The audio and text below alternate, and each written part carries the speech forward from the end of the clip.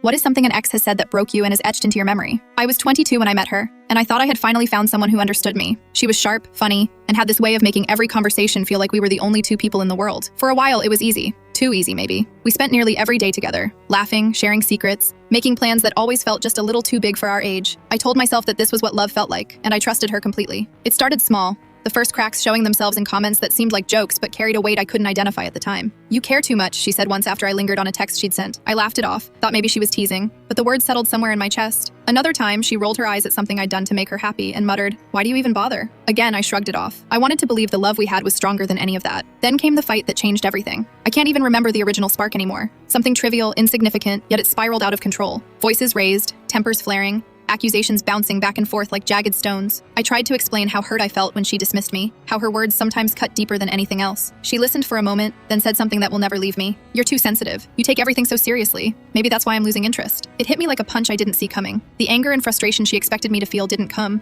Instead, my chest tightened, a sinking weight pulling me down, and I felt like I'd been dropped into a cold, dark room where the walls were closing in. Everything I had believed about us, about her, about myself in her eyes, felt like it was dissolving. I wanted to shout, to argue, to make her understand that the sensitivity she dismissed was the very thing that made me care, the thing that allowed me to love her fully. But I couldn't. I just stared at her, my throat tight, words dying before they reached the air. After that, the relationship didn't immediately end, but it was over in every way that mattered. Every conversation, every plan, every moment of intimacy became tinged with that sentence. "You're too sensitive." It haunted me in quiet moments, the coffee table at home, the walk through the park, even when I tried to distract myself with friends. I replayed it endlessly, dissecting what I had done wrong, questioning if my feelings were ever valid, if I had misread every gesture and word before it. The hardest part wasn't anger, it was disbelief. Disbelief that someone I loved could reduce me, my emotions, my whole way of being, to a flaw. I remember lying in bed one night, staring at the ceiling, thinking about every time I had expressed joy or pain around her, and wondering if any of it had been real to her at all. It felt like my heart was slowly being erased, one memory at a time, replaced by doubt and an ache I couldn't soothe. Months later, we broke up. She moved on quickly, and I watched it happen through social media posts and mutual friends. It was a silent reminder that the words weren't just harsh, they were predictive, a sign that she had never truly valued the way I felt. And I was left with those words etched in my mind, a permanent scar of what it feels like to be told that the very way you experience the world is wrong, something to be corrected rather than embraced. Even now, years later, the sentence returns unexpectedly.